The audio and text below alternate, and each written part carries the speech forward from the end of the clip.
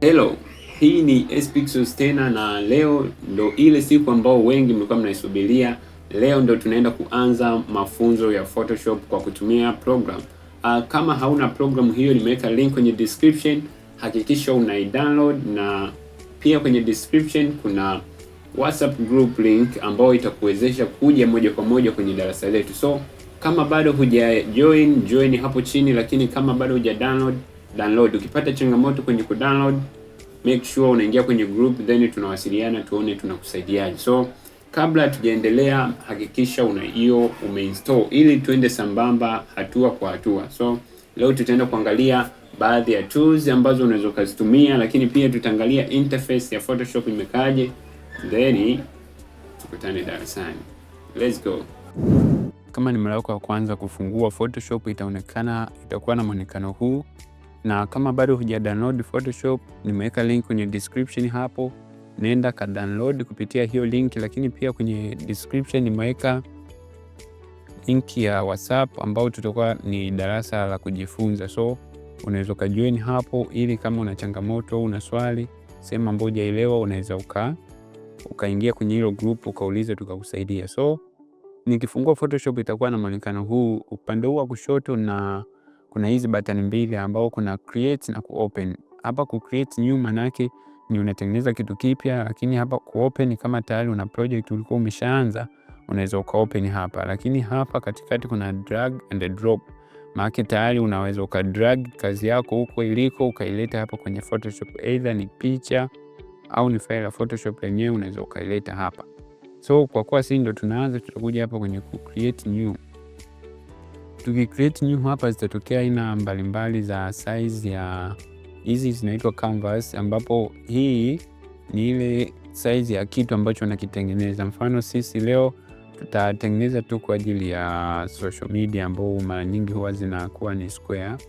So nitakuja hii ya pili, sijajua kwa imekaa wapi, lakini kama hii dimension haipo, unaweza ukaje hapa ukaiandika mwenyewe tu kwa kawaida 1080 hapa 1080. Hapa juu nitaandika ni jina la hii project ambayo nafanya, labda mimi nitaandika tutorial 1. Then hapa chini sitabadilisha, tutajifunza huko mbele vitu vina maana gani, lakini hii ni resolution.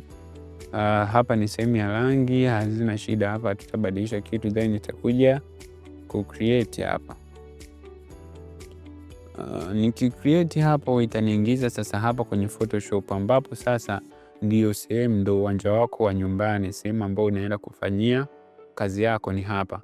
Na upande wa tukiangalia hapa juu ni sehemu ambayo imeandikwa jina la hii project ambayo unafanya, ambayo sisi tumeiandika kama tutorial 1. So itatokea namna hii hapa. Na upande huu wa kushoto ni tools, ambazo hizi tools zitatumika. Zipo tool nyingi hapa, lakini tutajifunza kadhaa leo, na zingine tutakuwa tunajifunza kadri tunavyoendelea.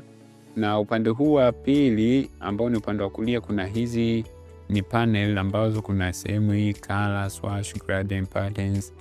Zipo nyingi, na zote hizi zinafanya kazi kusaidia kazi ambayo utakuwa unafanya huko. Hapa chini kuna upande huu wa layers.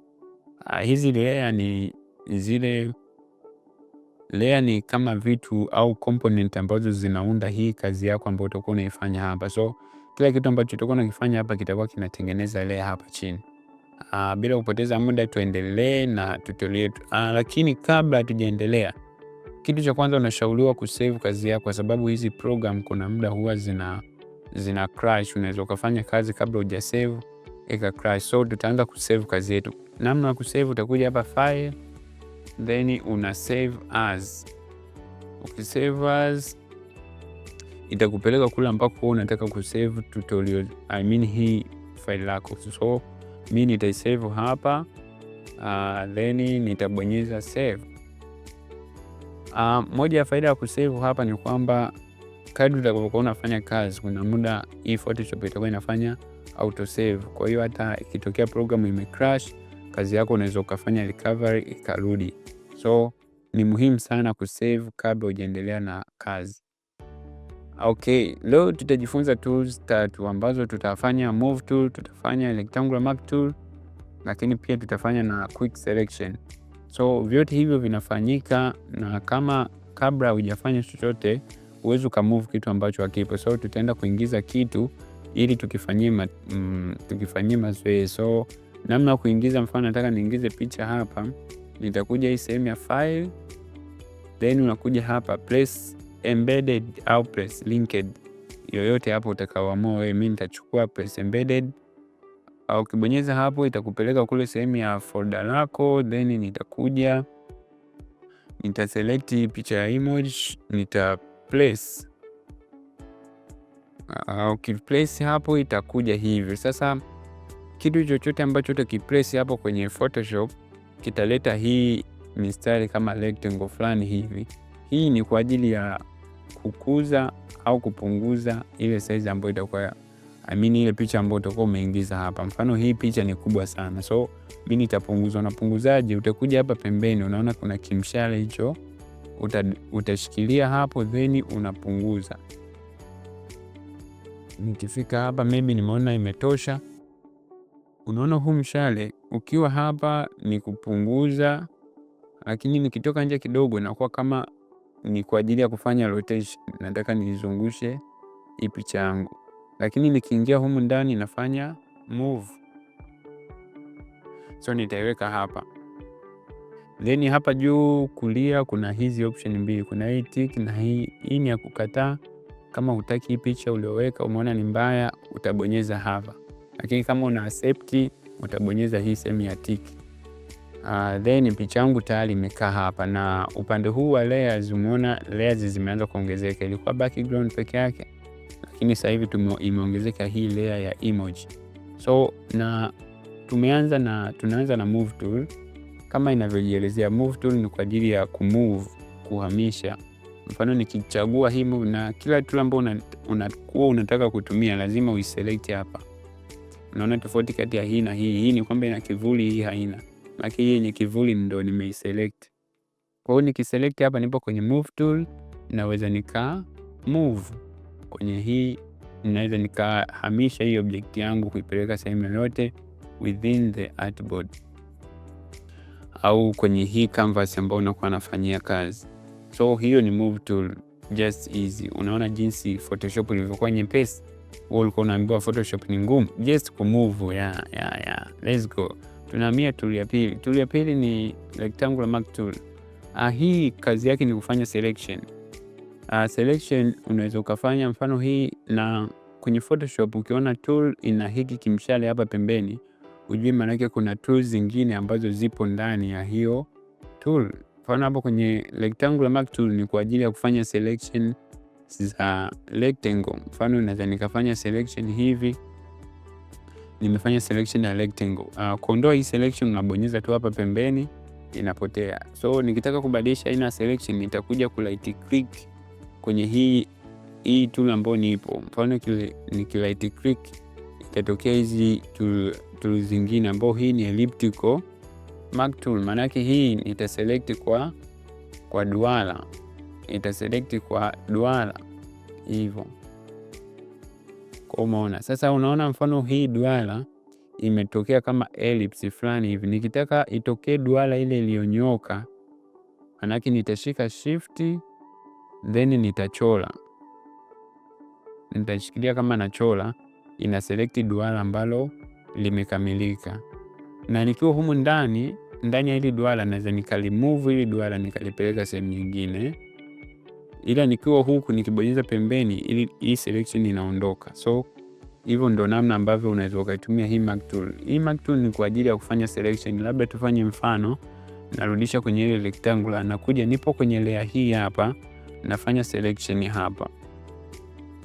Nikifanya selection ya hii, tumesema ukiwa ndani unaimove hii selection na hii select hii emoji, then ninakuja hii sehemu ya kuedit hapa juu, edit, then nina copy, then ninarudi hapa kwenye edit, nina paste.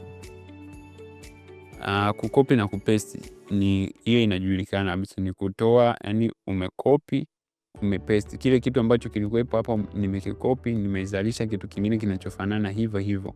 So nikitaka kuhamisha sasa hii emoji ambayo nimeikopi, nitarudi kwenye move tool na hamisha. Nikichukua hii nikileta hapa, sasa hivi unaona wamekuwa mapacha, huyu na huyu.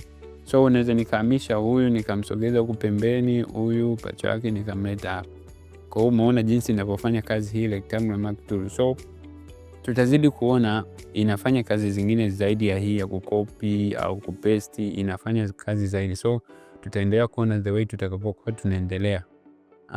Hiyo ilikuwa ni mark tool, na tool nyingine ambayo tutajifunza kwa siku ya leo itakuwa ni hii quick selection. Kumbuka hii mark tool tumefanya kuselect sisi wenyewe kwamba umeselect hili eneo, lakini hii ni quick selection. Hii quick selection inakusaidia nini? Ina select kama inavyoelezea ni quick, inafanya chap chap. Kwa hiyo utakuja na kama umegundua hapa juu, unaona hizi tools zinabadilika kwenye kila nikichagua hii tool zinakuwa hizi hapa, nikiwa kwenye move tool zinakuwa hizi, lakini nikiwa kwenye quick selection zitakuwa hizi hapa. So chap chap hapa nitakuja kwenye quick selection hapa juu kuna hii sehemu ya ku plus, hapa ku minus, hapa ni ku add selection, hapa kutoa selection. Kwa sasa hivi kwa sababu nataka ni add selection, nitachukua hii sehemu ya ku add. Hii ni size ya hii tool yangu. Mfano hapa nikiweka hivi, nikipunguza utaona hiki size kinapungua, au nikiongeza inaongezeka. So hiyo haina shida. Hii sasa hivi kitu cha kuzingatia ni kwamba kile kitu ambacho unataka kukiselect, mfano mimi nataka ni select hii emoji, lazima niwe nimeselect kwanza ile layer yake. Kwa hiyo nitakuja upande wa layer, hii emoji ni hii hapa ya chini. Kwa hiyo nitaselect hivi kwanza, then ndio nakuja kuifanyia quick selection. Kwenye quick selection unabonyeza tu lile eneo ambalo unataka iwe selected, yenyewe inafanya selection, ndio maana ikawa ni quick. Kwa hiyo yenyewe automatic inakuwa inafanya selection. So unaona kama hivi imeniselectia.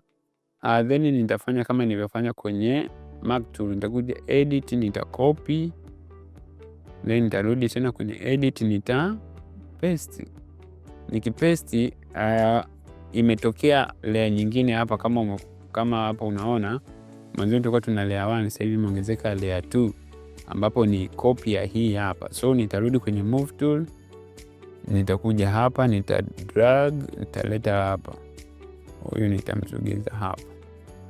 So umeona sasa hivi nimekuwa na mapacha watatu ambao ni hizi emoji ambazo nimezitengeneza kutokea hapa just kwenye quick selection na mark tool. Hizi ni kwa ajili ya kufanya selection. Hii tumeiluka, tutaangalia baadaye. Hizi ndo tools ambazo leo tumejifunza move tool, tumejifunza hii mark tool, tumejifunza na quick selection. So kwenye quick selection tutaendelea pia kujifunza zaidi na zaidi, na kwa kadri muda unavyoenda tutakuwa tunaona namna zinavyofanya kazi. Guys, leo tumejifunza hapa. Kitu cha mwisho cha kumalizia ni kwamba kila unapofanya kazi inabidi ile kazi uisave. Tulisave mara kwanza, lakini kuna hizi changes ambazo tumezifanya hapa. Kwa hiyo jinsi ya kusave, utakuja hapa file, then save, tuna save. Ikija kwenye save sasa hivi inakwambia maximize compatibility, then unabonyeza okay. Hapo unakuwa umesave kazi yako. Na nataka nikuonyeshe kitu. Mfano nikikata hii hapa, then nitakuja hapa nita close. Ukiclose, mwanzoni kule hatukuanza na kitu, lakini sasa hivi umeona tumepata kitu. So zile kazi ambazo utakuwa unazifanya recent zitakuwa zinajiorodhesha hapa, na nikitaka kufungua nitakuja tu hapa direct, nikibonyeza hapa inafunguka, naendelea pale pale nilipoishia. Kwa hiyo guys, hiyo ndio ilikuwa tutorial ya leo. Hizi tutorial zitakuwa zinatoka in series. So leo tumejifunza tools 3, na katika kadri tunavyoendelea mbele tutakuwa tunajifunza tool nyingi na tutakuwa familia. Usione tumeanza kidogo, ni kwa sababu nataka uzoee hizi tools. Fanyia mazoezi hizi tool, tumia move tool, ingiza picha. Sasa hivi tumeweka emoji Next time tutakuwa tuna picha, so unaweza ukaanza nayo ukaweka picha hapo ukaifanyia hii quick selection ukaona inavyofanya kazi nini hivyo. So guys, kama ilikuwa ni mara yako ya kwanza katika channel hii, ninaomba usubscribe, ulike, ushare kwa wenzako ili wote tujifunze. Tuko hapo kujifunza na kukua. So share kwa wenzako pia ambao unawapenda. Tukutane katika video inayofuata. Asante.